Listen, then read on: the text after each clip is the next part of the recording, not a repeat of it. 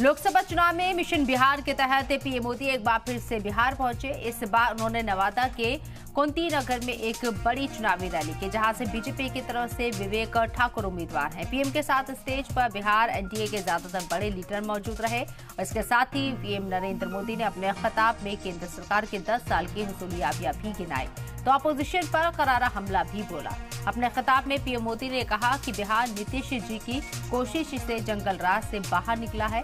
यहाँ हर खवातीन की सिक्योरिटी और सहूलत की गारंटी है।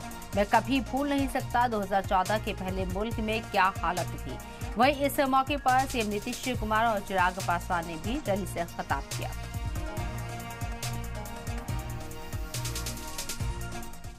पूरे देश में चुनाव की हलचल बढ़ रही है, लेकिन ऐसा चुनाव है जिसमें विपक्ष के लोग गठबंधन बनाकर भ्रष्टाचारियों को छुड़ाने की रैली तो कर रहे हैं और हालत देखिए,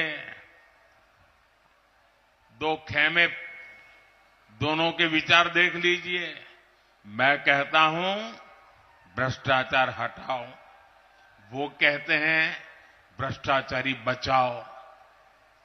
आप मुझे बताइए, देश तोड़ने की बात करने वाले भ्रष्टाचारियों का समर्थन करवाने वाले, सनातन धर्म को खात्मे की बात करने वाले, इन लोगों को बिहार माफ करेगा क्या? बिहार माफ करेगा क्या? उन लोगों को मिला था 15 साल, क्या काम किए थे? कोई काम किए थे क्या? पति पत्नी राज किए और कोई काम हुआ था? कोई काम नहीं हुआ था। इसलिए याद करिए, और हम तो यही कहेंगे कि पहले की स्थिति को पूरे तौर पर लोगों को मालूम होना चाहिए। क्या से 10 साल पहले के चुनाव सिर्फ हमारे समाज, हमारे प्रदेश, हमारे देश को बांटने की राजनीति के आधार पर होते थे? ऐसे विवादित विभाजनकारी मुद्दों को उठाया जाता था जिससे समाज में बंटवारे की राजनीति को साधा जा सके। भले वो धारा 370 की बात हो, भले वो राम मंदिर निर्माण की बात हो या विमेन रिजर्वेशन बिल की बात हो, आज हमारे प्रधानमंत्री जी ने तमाम इन मुद्दों का समाधान करने का कार्य किया।